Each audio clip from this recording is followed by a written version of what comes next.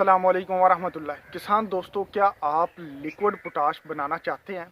अगर ऐसा है तो आज की वीडियो आपके लिए है, क्योंकि आज मैं आप लोगों को बताने जा रहा हूं कि किस तरह से आप 30% लिक्विड पोटाश घर में तैयार कर सकते हैं, वो भी इंतहाई सस्ती और मार्केट में मौजूद पोटाश से कई गुना अच्छे रिजल्ट्स के साथ। मैं हूं डॉक्टर जमील शफ़ी और आप देख रहे हैं प्लांट क्लिनिक्स का यूट्यूब चैनल।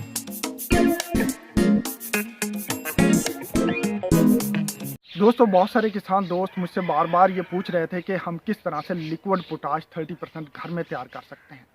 तो आज मैं उसी का फार्मूला आप लोगों के सामने रखने जा रहा हूँ और साथ में आप लोगों को बनाने का तरीका भी बताने जा रहा हूँ। लेकिन मैं आप लोगों को अभी भी कहूँगा कि ये जो फार्मूला होगा इसको आप बनाना उस वक्त शुरू करें जब आप ट्रेनिंग ले लें। ट्रेनिंग के बगैर मैं आप लोगों को रिकमेंड बिल्कुल भी नहीं करूँगा कि आप इन केमिकल्स के साथ डील करें। आपने मेरी बातचीत को गौर से सुनना है, इसमें हर एक स्टेप बहुत ज़्यादा इम्पॉर्टेंट है, क्योंकि आप किसी स्टेप पे भी गलती करेंगे तो ना सिर्फ आपकी जो लिक्विड पोटाश है वो सही नहीं बनेगी, बल्कि वो आपके लिए भी ख़तरनाक हो सकती है या फिर आपकी फसल के लिए भी ख़तरनाक हो सकती है, और आपके साथ जो उस वक्त काम कर रहे होंगे उनके लिए भी ये तरीक़ाकार ख़तरनाक हो सकता है। तो मैं आप लोगों को वो फार्मूला जो देने जा रहा हूँ, आपने कॉपी पेंसिल निकालनी है, उसको हर स्टेप के साथ नोट करते जाना है। चीज़ें बहुत कम हैं लेकिन एहतियातें बहुत ज़्यादा हैं, तो एहतियातों को भी नोट करना है, और जो चीज़ें मैं जिस तरह से कहूँ आपने उसी तरह से उनको हैंडल करना सीखना है, और फिर ट्रेनिंग के बाद आप लोगों ने इसको परफॉर्म करना है।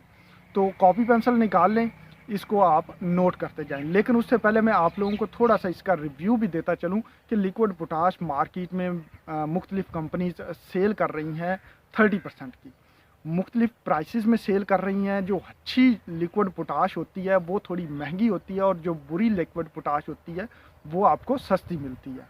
उसके सस्ते मिलने का वजूहात ये है कि वो उसकी क्वालिटी मेंटेन नहीं रखी जाती। इसमें जो केमिकल्स यूज़ होते हैं उनमें उनका म्यार बरकरार रखना बहुत ज़्यादा इम्पॉर्टेंट होता है।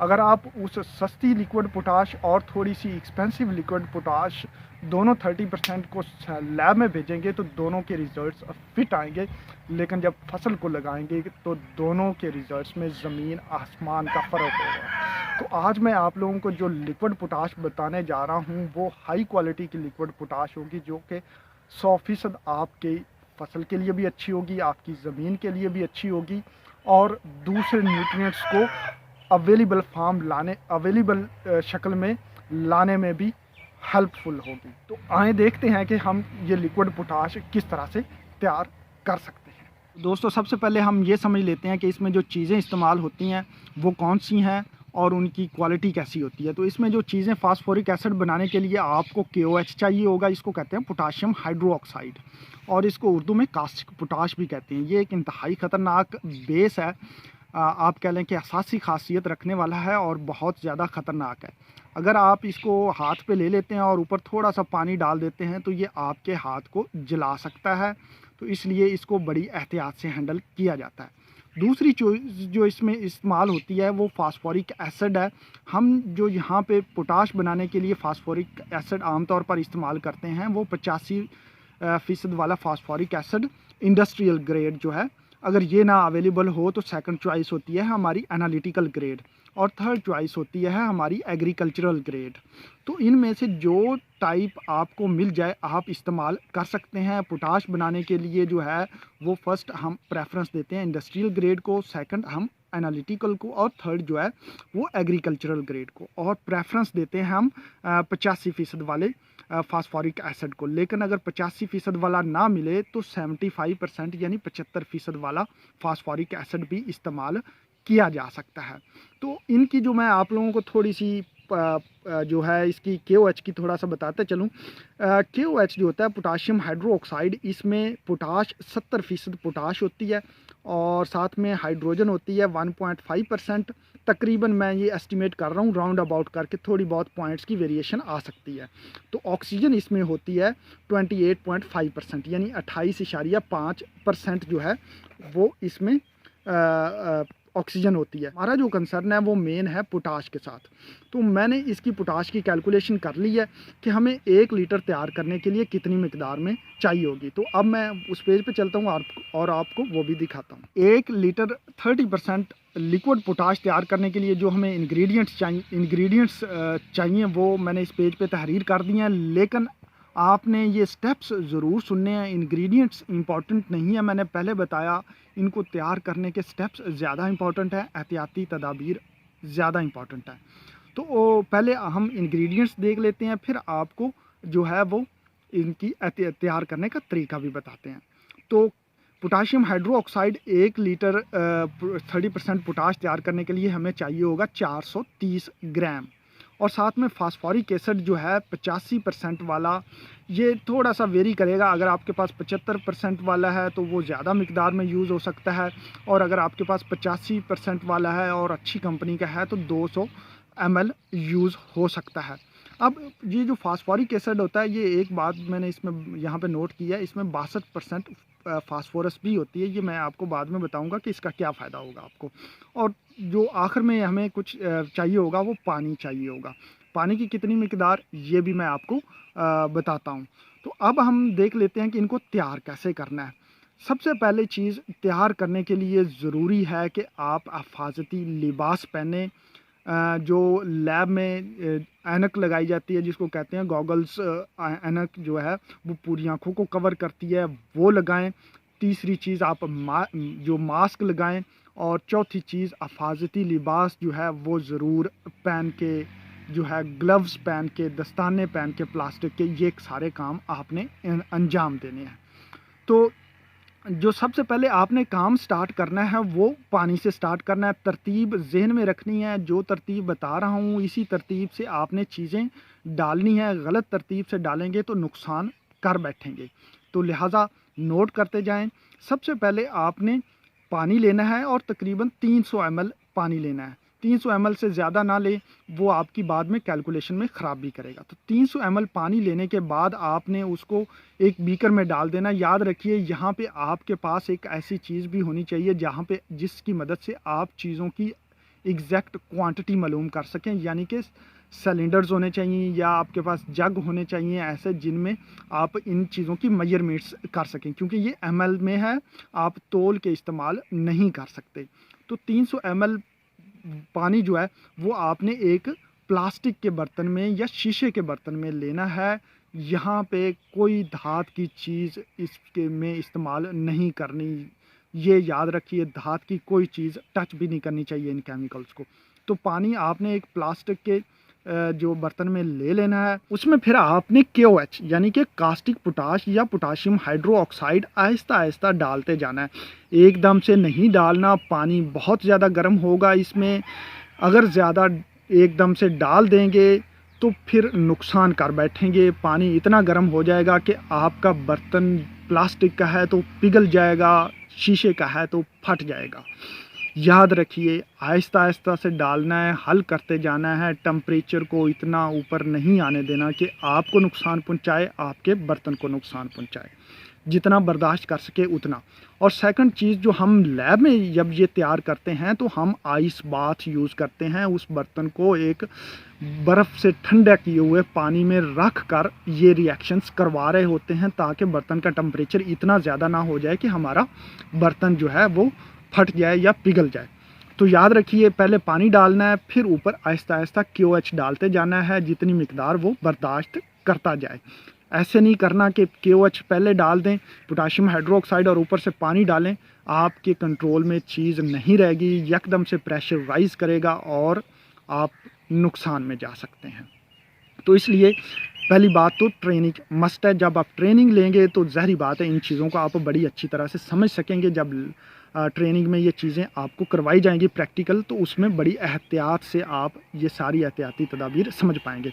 तो पहली बात जो है, आपने 300 ml KOH 300 ml पानी में आहिस्ता आहिस्ता KOH डालते जाना है, हल करते जाना है। हल करने के लिए आपने लकड़ी की या प्लास्टिक की या शीशे की स्टिक इस्तेमाल करनी है। मेटल की कोई चीज़, धात की बनी हुई कोई चीज़ इस्तेमाल नहीं करनी। जब ये सारा का सारा जो है 430 ग्राम जो है KOH उसमें हल हो जाए तो उसको रख देना है इतनी देर के लिए कि उसका टेम्परेचर नॉर्मल आ जाए, तकरीबन 30 से 35 के दरमियान आ जाए। तो फिर आपने नेक्स्ट प्रोसीजर स्टार्ट करना है। उससे पहले स्टार्ट करेंगे तो फिर आप नुकसान कर बैठेंगे। तो जब ये सारी चीज़ हल हो जाए तो उसको आपने ठंडा होने के लिए रख देना है। जब वो ठंडा हो जाए तो आपने आना है नेक्स्ट फास्फोरिक एसिड की तरफ। अब मैं यहाँ पे आपको बताता चलूँ कि कंपनीज़ जो हैं वो सिर्फ ये KOH हल करती हैं और आपके पास जो है पोटाश 30% उसमें मौजूद होती है, लेकिन इस स्टेप को या तो मिस कर देती हैं या फिर फास्फोरिक एसिड की जगह पे कोई लो क्वालिटी का तेज़ाब या बहुत कम फास्फोरिक एसिड यूज़ करती हैं, जिसकी वजह से रिज़ल्ट्स अच्छे नहीं आते। सैंपल की जब लैब में जाते हैं तो पोटाश निकल आती है लेकिन फसल में जाके फेल हो जाता है। तो दूसरी चीज़, जब ये हल हो जाए, ठंडा हो जाए, तो आ जाना है फास्फोरिक एसिड की तरफ। फास्फोरिक एसिड की जो मिकदार है वो तकरीबन इनिशियली आपने ये ऑप्टिमाइज़ करना पड़ता है थोड़ा सा लैब में। अगर ऑप्टिमाइज़ कर लेंगे तो अच्छी बात है, लेकिन मैं यहाँ पे थोड़ा सा आपको हिंट दूंगा कि किस तरह से ऑप्टिमाइज़ होगा। तो फास्फोरिक एसिड को आहिस्ता आहिस्ता से जब वो ठंडा हो जाए तो डालना है, और ये डालते वक्त इंतहाई एहतियात करनी है। आँखों पे आपके ऐनक होनी चाहिए, लैब वाली, आम ऐनक नहीं, दस्ताने आपके हाथ पे होने चाहिए। और जिस बर्तन में ये डालना चाहिए उसके ऊपर मुंह करके नहीं डालना। आप थोड़ा थोड़ा दीवार के साथ जिस बर्तन की है डालेंगे, कतरा कतरा करके, थोड़ा थोड़ा करके, तो आपको प्रैक्टिस हो जाएगी। जैसे जैसे डालते जाएंगे ये एक तो उसका टेम्परेचर बढ़ता जाएगा और दूसरा जो है उसमें से जो छींटे हैं वो उड़ेंगे। उन चीज़ों को आपने कंट्रोल करना है। ऊपर से ढांप के थोड़ा सा रखें उसको ताकि आपके ऊपर छींटे ना आएँ, और आहिस्ता आहिस्ता से फास्फोरिक एसिड उसमें डालते जाएं और टेम्परेचर कंट्रोल में रखें। ये एकदम से डालेंगे टेम्परेचर इतना रेज होगा कि आपका बर्तन फिर से फट सकता है। तो इस चीज़ को आपने ज़हन में रखना है और कोशिश करें कि इस चीज़ बर्तन को किसी बर्फ़ या पानी से ठंडा रखें। इर्द गिर्द जो है वो आप कोई ऐसा इंतज़ाम करें कि ये बर्तन ठंडा रहे। तो जब ये डालते जाएंगे तकरीबन 200 ml आप डाल लेंगे। ये डिपेंड करता है कि आपके पास फास्फोरिक एसिड कौन सी परसेंटेज वाला है, 75% वाला है या 85% वाला, उसकी बेस पे ये वेरी करेगा और सम टाइम कंपनीज की बेस पे भी वेरी करता है। तो ऑन एन एवरेज मैं यहाँ पे जो एस्टिमेट लगाता हूँ कि 250 ml आपका 85% वाला तकरीबन इस्तेमाल होगा, लेकिन कंफर्म करने के लिए हम इसकी pH चेक करते हैं। pH चेक करने के लिए एक तो ये है कि pH मीटर इस्तेमाल कर लिया जाए, या फिर जो सस्ता तरीका है वो लटमस पेपर का है। आप लटमस पेपर की एक जो स्ट्रिप्स हैं वो ख़रीद लें। तकरीबन 30, 35, 50 रुपए की अगर ऑनलाइन ख़रीदेंगे तो 100 रुपए की आपको स्ट्रिप्स मिलेंगी, और उससे आप कई दफ़ा जो है इस pH को टेस्ट कर पाएंगे। तकरीबन सैकड़ों दफ़ा आप उससे जो है pH टेस्ट कर सकते हैं लटमस पेपर की मदद से। तो लटमस पेपर की मदद से या pH मीटर की मदद से आपने pH टेस्ट करते जाना है। जब उसकी pH जो है अगर ज़्यादा आए, तकरीबन 7 से ज़्यादा आ रही है, 10 आ रही है, तो आपने फास्फोरिक एसिड और डाल देना है। फिर से pH चेक कर लें, और अगर ज़्यादा आ रही है 7 से ऊपर तो फिर फास्फोरिक एसिड थोड़ा सा और डाल दें। और इस तरह से आहिस्ता आहिस्ता से फास्फोरिक डालते डालते pH आपने 6 कर लेनी है। pH याद रखिए आपके पास 6 होनी चाहिए। 6 pH होगी या 6 से 7 के दरमियान, मैक्सिमम 7 से ऊपर जो है वो एक्सेप्टेबल नहीं है। 6 से 7 के दरमियान या 5.5 से 7 के दरमियान pH आपने एडजस्ट करनी है फास्फोरिक एसिड की मदद से। तो दोस्तों जब आप pH एडजस्ट कर लें तो आपने उसका फाइनल वॉल्यूम जो है याद रखें, आपने यहाँ पे 300 ml पानी पहले यूज़ किया है। ये फास्फोरिक एसिड की 200 से 300 ml है और 430 ग्राम जो है KOH है। लेकिन आपका जो फाइनल वॉल्यूम है वो आपने मज़ीद पानी जितना भी चाहिए हो pH एडजस्ट करने के बाद वो आपने डालकर उसको 1000 ml कर लेना है, यानी कि 1 लीटर आपने फाइनल वॉल्यूम कर लेना है। अब मैं आता हूँ कि जो मार्केट में लिक्विड पोटाश मिलती हैं वो आपको उससे ये क्यों बेहतर है, वो आपको अच्छा रिजल्ट क्यों नहीं देती? क्योंकि पहले तो मैंने बताया वो KOH को हल करते हैं और कोई लो क्वालिटी का फास्फोरिक एसिड या बहुत कम फास्फोरिक एसिड इस्तेमाल करते हैं और pH को एडजस्ट नहीं करते। अब हमने जो फार्मूला तैयार किया है इसमें एक तो 30% पोटाश आपको मिल रही है, के जो है पोटाश 30%, और साथ में हमने फास्फोरिक एसिड इस्तेमाल किया जिससे हमें फास्फोरस भी मिल रही है, और ये आपका फार्मूला बनता है 30-15 का, यानी कि 15% आपको यहाँ से पोटाश भी मिलेगी, क्योंकि जो फास्फोरिक एसिड है उसमें 62% फास्फोरस मौजूद है, और ये फास्फोरस जो है आपकी जो फसल के लिए बहुत ज़्यादा मुफीद साबित होगी, क्योंकि ये अवेलेबल फॉर्म में होगी और फसल के लिए इंस्टेंटली एनर्जी देगी, जो कि बहुत ज़्यादा अच्छे रिजल्ट्स आपको जो है फीड में शो करेगी। अब आते हैं कि ये तैयार करने पे हमारा ख़र्चा कितना होगा, तो उसके लिए मैंने ये एक कैलकुलेशन की है। जो पोटाशियम हाइड्रोक्साइड, याद रखिए ये मैंने कैलकुलेशन मैक्सिमम रेट पे की है, मिनिमम रेट पे नहीं की। अगर आप 1 किलो भी लेंगे तो आपको इससे ज़्यादा नहीं मिलना चाहिए, इससे कम किसी भी रेट पे आपको मिल सकता है। तो पोटाशियम हाइड्रोक्साइड जो है ये 25 केजी के बैग में आता है, और इसका रेट तकरीबन 5000 से 5600 रुपये होता है। तो मैंने यहाँ पे 5600 के जेन में रखते हुए कैलकुलेशन किया। फास्फोरिक एसिड जो है 85% वाला 35 लीटर के केन में आता है, और इसका रेट तकरीबन 7000 से 7800 के करीब होता है, इससे ऊपर नहीं होता, जो रीसेंट रेट्स आपको बता रहा हूँ। और मैंने यहाँ पे जो कैलकुलेशन की है वो इसको रखते हुए की है।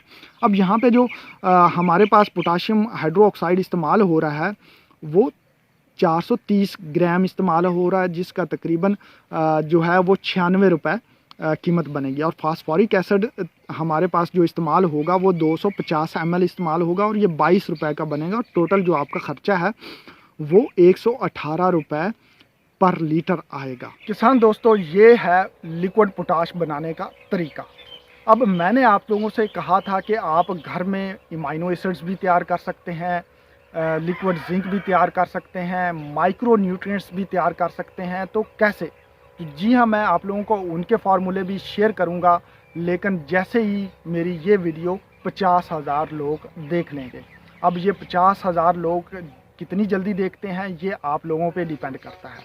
आप इस वीडियो को ज़्यादा से ज़्यादा शेयर करें, इसका लिंक अपने व्हाट्सएप ग्रुप्स में शेयर करें, अपने दोस्तों के साथ शेयर करें, अपनी फेसबुक पे शेयर करें। तो जैसे ही 50,000 लोग देख लेंगे, मैं आप लोगों को नेक्स्ट वीडियो के ज़रिए जो है अगली चीज़ बनाना सिखा दूंगा। तो आप लोगों पे डिपेंड करता है कि आप कितनी जल्दी मुझसे अगला फार्मूला हासिल करते हैं।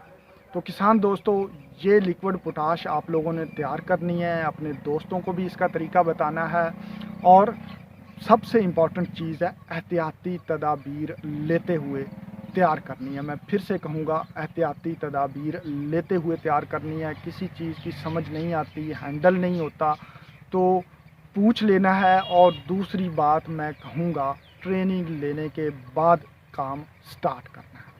किसान दोस्तों, उम्मीद करते हैं कि ये मालूमात आप लोगों के लिए मुफीद साबित होगी। मिलते हैं अगली वीडियो में, तब तक अल्लाह हाफिज़।